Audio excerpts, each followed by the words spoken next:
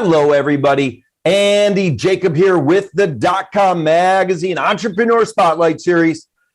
Settle back in your chair, get some notes, get some note paper out. If you do it the old-fashioned way, I'm old, so I still use paper, or get your tablet out, or get your iPhone out, or your Galaxy, whatever you like to take notes on, because we've invited a great entrepreneur on the show today. It's really an honor to have him. His name is Mr. James Cammilleri. I've been waiting to have James on the show for a number of months, actually, and he is the owner, with his wife, Sarah, of the JSC Management Group. And James and his company, they own and operate over 70 Burger King restaurants. I mean, getting close to 70.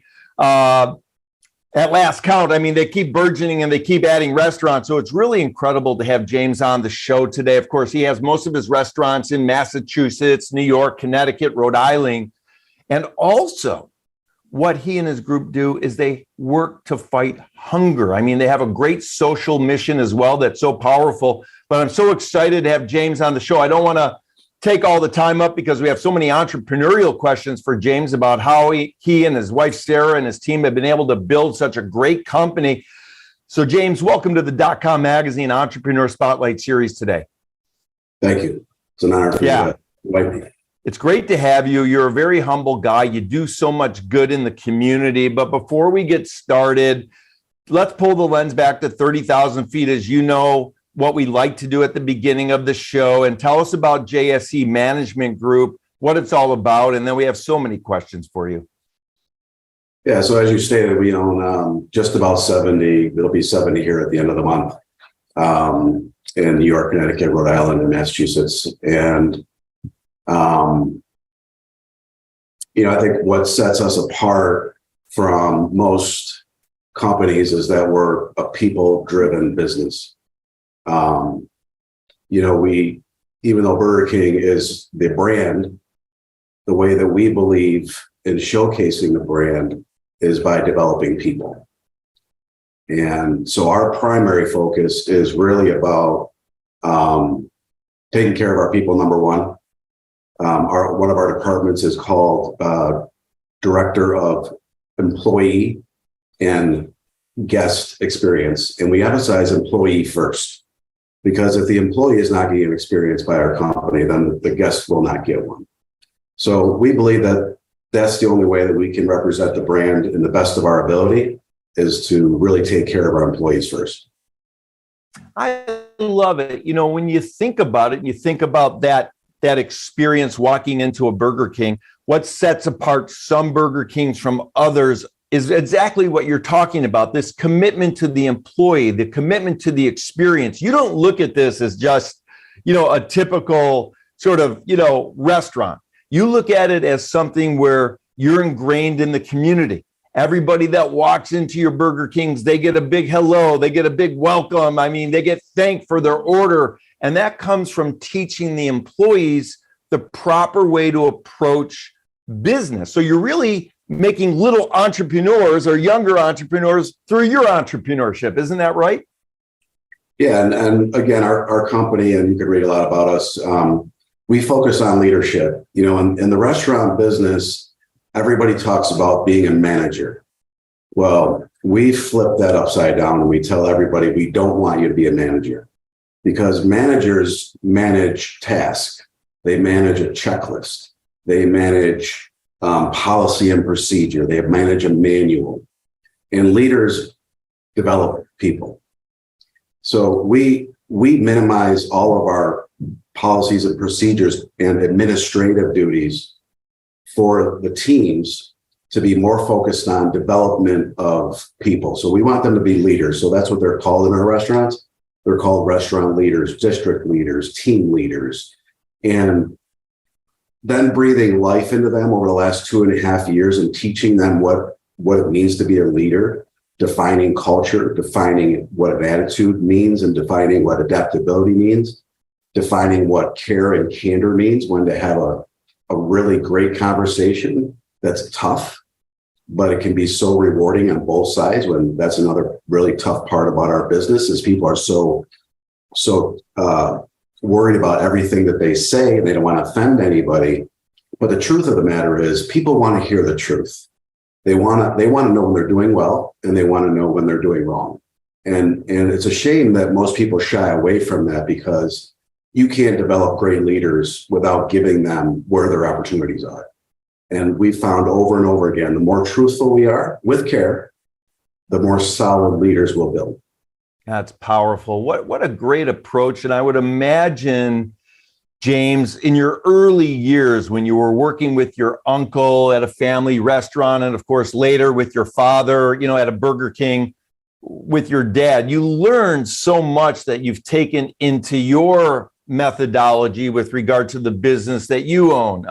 Is that the way that it sort of worked? You saw things early on that you wanted to take along with you as you've grown up and developed and built this amazing company? Honestly, I was thrown in a leadership role at 15 years old. 16, I was managing the restaurant, working 50 hours a week, my uncle's restaurant. At 20 years old, I took over the first Burger King with my dad, and I went from full service into fast food. And to me, it was very, very simple. But the early going, I was really all about me and getting it done. I could get it done, but I could get it done my way. And if you didn't do it my way, then you were gone. As we built the company, especially with my wife coming on board, she's really taught me the people side of it. When we would work the restaurant together, I'll just give you one really quick example. There was a Christmas time where I would always just give out bonuses, right? And I give out a nice check. Well, one year my wife made 12 specific gifts for 12 different restaurant leaders. And they were hand done and they were special. And that's when I really began to watch my wife interact with people and her side, and people loved being around my wife. And so I think people liked being around me, but they were always afraid of me, and so over time, we went from 13 to 59 in 2020, right during the pandemic. We bought 47 restaurants. And I knew right then and there that, God allowed me to lead 300 people, but could I lead 1,500 or 2,000? And that's when what the real deep soul searching really happened, was just diving deep in myself, what my strengths, what my weaknesses. And if you're going to lead a team this large, I had to do some soul searching. And I challenged that to any business leader. I literally had the conversation with another business leader the other day, was that very same thing, that if you're not looking to develop yourself, how can you expect your people to develop themselves? And your people have to see the change in you. And I can honestly say that people have walked up to me and said they've seen the change. And guys also introduced John Maxwell and me and my wife's life out of the blue. Like, I got invited to go meet John Maxwell about 4 years ago. And that's another crazy story. But John Maxwell's a dear friend of ours today. So we're involved with a lot of his fundraisers as well. But just his influence and the leadership and just being around somebody like that just elevates your game. I love it. Of course, one of my first jobs, I was a busboy back when I was 14 years old at the Pickle Barrel restaurant. And I did that. And man, I did the dishes. And I'll tell you, that experience for me, every time I go into a restaurant, I always make sure that I try and give the servers and the people at the restaurant the respect that they deserve. And in your particular franchise process, you teach people to be leaders, and that leadership comes with a responsibility. And that certainly shows its way through for all the different Burger Kings that you and your wife own. Let's talk about elevating Christian ministries. I mean, I love it so much. You mentioned that, God has directed a lot of this for you, and I love that so much. And you're fighting also to end the hunger crisis in Haiti, amongst other places. Let's talk about that. How important is that giving back to the overall sort of business plan that you, of course, and your wife have? I mean, Sarah, let's talk about that. Yeah, I'm going to give you a super high level, and I'm going to tell you exactly what we're proud of. And this was a vision that I personally had when I was in Haiti with my wife. And, everybody asked you for money, everybody asked you for help. And I literally told the pastor, I said, there's no way I can personally help you. Like, there's just nothing I can do for you. I said, but if there was something that's on your mind, what is it? And he said, I need help feeding children. And so, I went back and I just said, okay, I'll think about it. And I came up with the idea of baking fresh bread. And without getting into all the craziness, today we feed over 35,000 children in 170 schools. We have over 225 employees in Haiti. And the biggest thing that we're most proud about is that I believe that we're the only mission in Haiti that actually builds business in Haiti. Our end goal, when I got into it, I wanted no money coming from America. I didn't want to be the guy asking everybody for money. And so what we've done over the period of 4 years, and really last year we couldn't really do much, but we've built 4 bakeries and we built a chicken farm. And what we've done, so between those entities, what we do is we make white bread to sell and make a profit, the Haitian bread. And then we also service many, many schools and make the whole wheat bread, which is the healthy version that we actually grind the biblical way. We ship wheat to Haiti, we grind it, and we make fresh bread for the kids. But what we're able to do with that is we produced about $1.7 million in income, American dollars, in Haiti, with a profit of about $350,000. All of that money stays in Haiti. Now, you know what that does for the self-worth of all of those people? It raises it to a different level. When I went to Haiti for the first time after we opened our first bakery, one of the employees came up to me and said, Mr. James, thank you so much for allowing me to serve my country. He didn't say thank you for a job. He said, thank you for allowing me to serve my community and serve my country. And, most people say thank you for my job, especially a Haitian, right? They make no money, right? And here we are paying them the national wage, which nobody else does in Haiti. Here we are turning over a profit. Here we are developing leaders. And when I actually said, and that's why I said, I don't really feel that there's one other nonprofit in Haiti that actually is doing what we're doing, is actually creating business to support their model, because it's always a fundraiser, it's always a handout. And we still do those things because it's obviously quite a bit of money to feed 36,000 kids every day. But our end game, and all of the Haitians know that they have to get out of that poverty. And they have seen the light in business. They've seen the light in entrepreneurship, right? And so, like, we're building another bakery now. We're building a little grocery store. And it's their ideas. Okay, we're going to this community. And so that's the most thing that we're proud about. And feeding the kids is amazing. But honestly, seeing 220 leaders understand that it's time for you to go to work. It's time that you can change your country, not James and Sarah Cammilleri. It's going to be you as Haitian people to rise up and change it. And you've got to make your own way.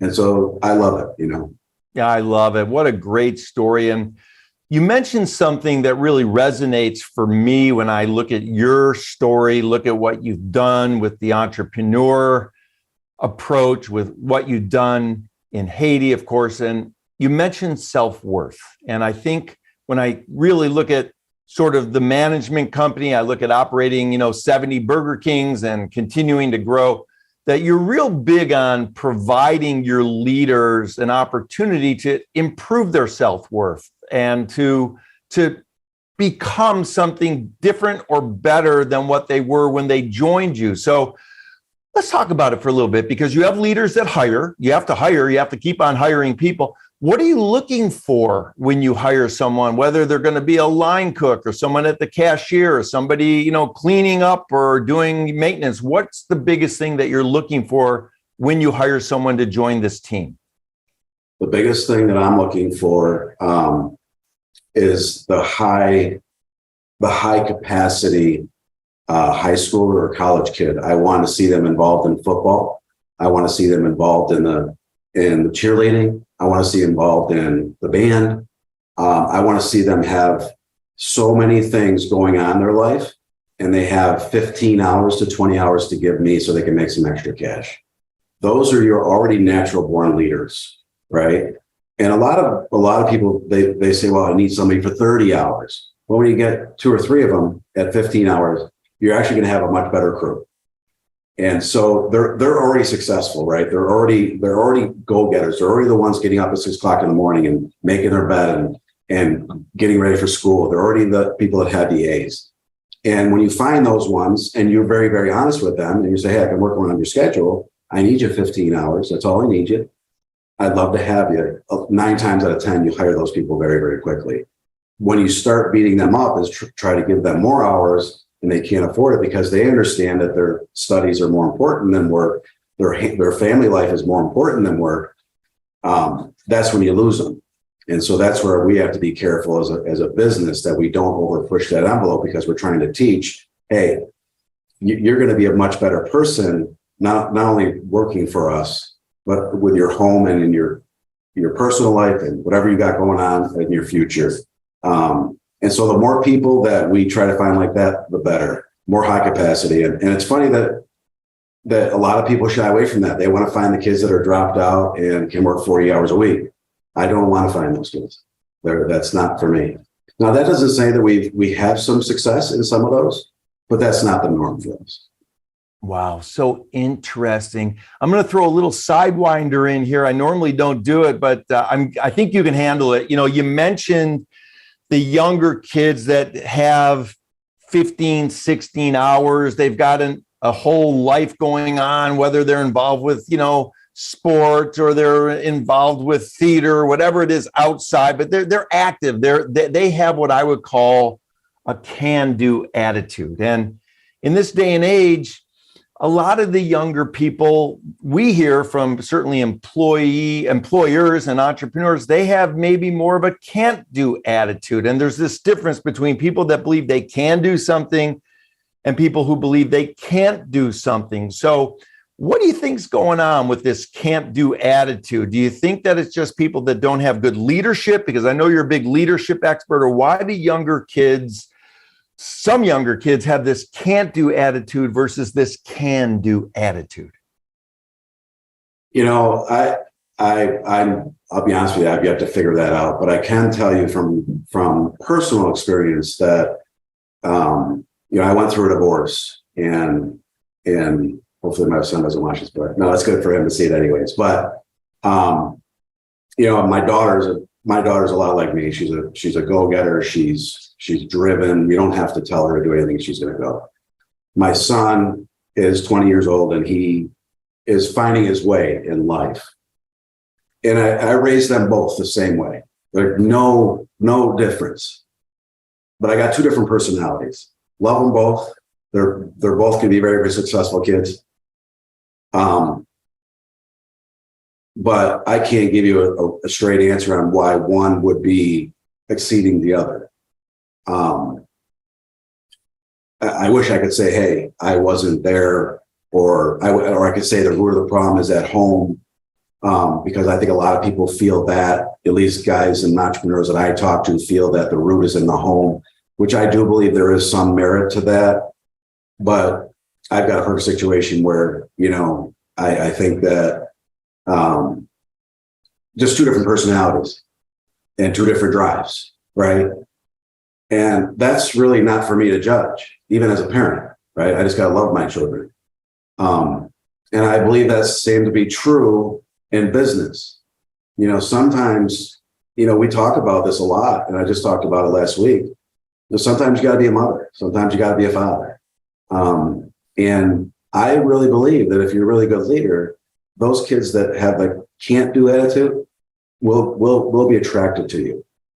They'll at least spark an ear. They'll at least take a little look different. And I just believe it's who you're around. I really, really do. And so I'm an optimist, so I believe that I could turn around anybody. Yeah, I mean, I think it's definitely, but I'm not ashamed, or not ashamed, but really nervous about the future, because I've seen it work.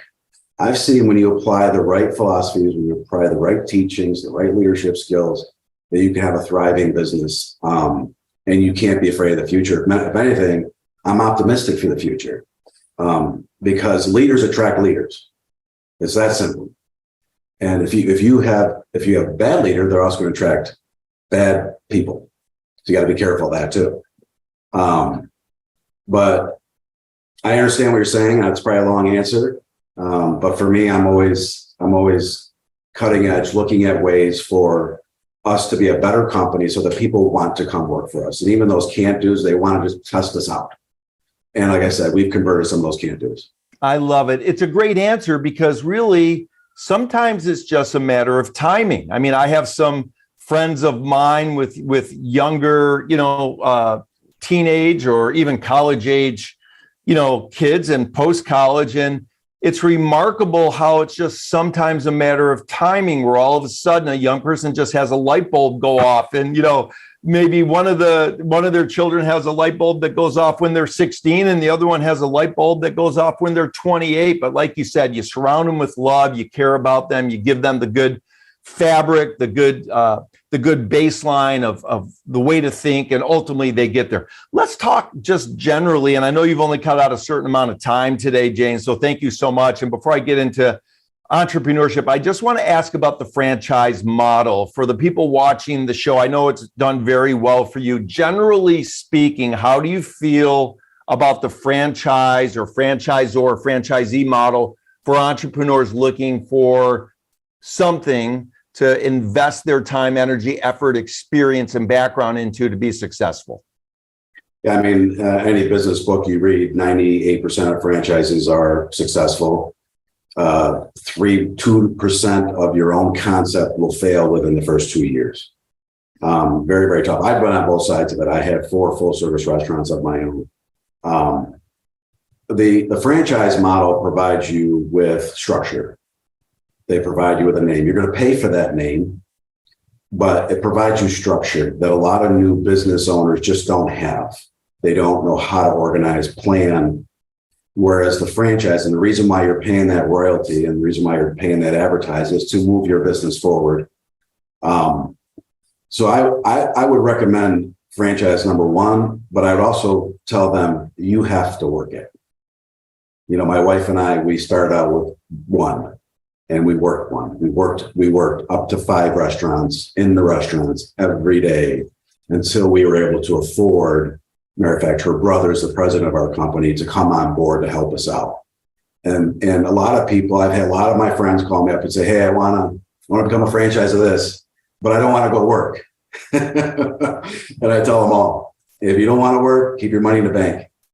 But I've seen other people become very, very successful getting in there and doing the work. So I highly believe in the franchise, and there's certainly some really great up and coming ones if you get online and look. We're getting to the point here where everything's delivery and everything is done for you, and it's just making that world stronger. And there's just some really, really good young franchises out there that people could tap into if they want to work. So yeah, I believe in them 100%. I love it. I mean, again, I could see that being the title of your TED Talk or the next book you have coming out. It's called Do the Work. I love that. Do the work. You have to do the work. Okay. Before we go, you probably have some of your people at the Burger Kings watching this, some of the people who are the leaders and the future leaders. For the entrepreneurs watching the show and some of the people that are working with you at the restaurants and the future leaders, and maybe people that have left and now they're leading something else, but maybe they're having a tough time. What can you say to the entrepreneurs watching the show that are maybe having a tough time about what to do, how to keep on pushing, what to think about to get through those tough times as a business owner?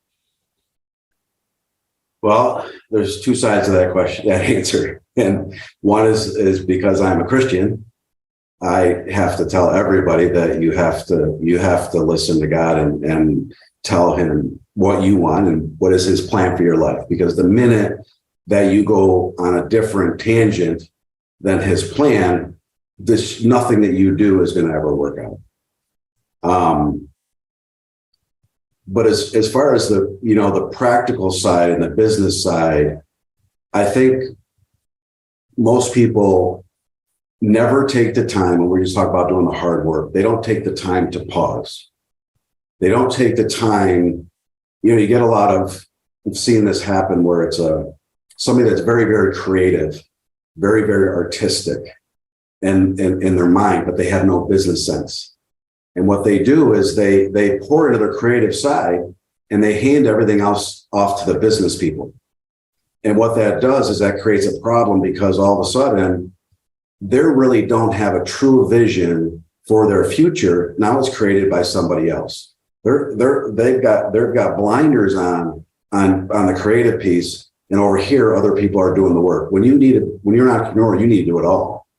And you have to write down those clear visions. And most of those people that I've talked to, they're either on one of those two lanes. They're either doing what God doesn't want them doing, or they fail to plan. And, in the position that my wife and I are now, we literally just listen to God. We don't do any more planning. We're at that stages because we've realized that everything, when we slow down and listen, he opens the door. We don't have to sit here and go, hey, I want 25 more Burger Kings. I want 100 more Burger Kings. We don't do that anymore. But in specific to your question, I think that that's where a lot of people get stuck, and they have to do a pause, analyze where they're at and where they want to go. And if you're willing to get in there and do the work, and I've been through it, I've been through very, very tough times. You can get through it. I actually literally just shared that story with our whole team at our vision event last week about because our 2023 vision is JSC Dream Team. We're talking about every member of our staff being a dream team member. And we started it off by showing how I failed. And the reason why that I failed was because I was a leader about me. I wasn't a leader about other people. My interest was in me. It wasn't about others. And I told that story, and people were just overwhelmed by that story. But I had to do some deep reflection. I had to pause. I had to slow down and say, hey, if I'm going to get out of this, how do I do it? And map a way out of it. And I really believe it's made me 10 times stronger. I love the journey, number one. And I love the hard times. That's when I really am at my best, is when things are super hard. It's really easy. I'm bored. But when things are hard, I love it. I want to get out of it. And I think most entrepreneurs got to understand that. They're always going to go through it. And if you don't love it, you shouldn't be in it. Wow, James, I love it. I mean, that little piece right there is a golden nugget. I mean, for the people watching the show, rewind what James just said as he's building the dream team. He's been able to share some of his personal failures, like I'll call them, or opportunities for improvement, other people might call them, to humanize not only himself, but to tell people, hey, you can do this thing. I mean, we all scrape our knees. We all fall on our behind, but we get up and we keep on pushing. We have a higher source of energy and power that, leads the way. And this has just been fantastic, James. One thing, though, that I'm a little bit concerned about is based on what you said, it sounds like Sarah's going to have to start making those individualized Christmas gifts a little bit earlier this year with over 70 Burger King restaurants. So, Sarah, if you're listening, get to work. I want to thank you so much, James, for coming on the show. I mean, this has been a fantastic interview, and thank you for sharing self-worth and what it takes to keep on pushing and keep on going, and all the great work that you're doing throughout the world. Thanks for coming on the .com Magazine Entrepreneur Spotlight Series. Thank you. I appreciate it. It's my pleasure.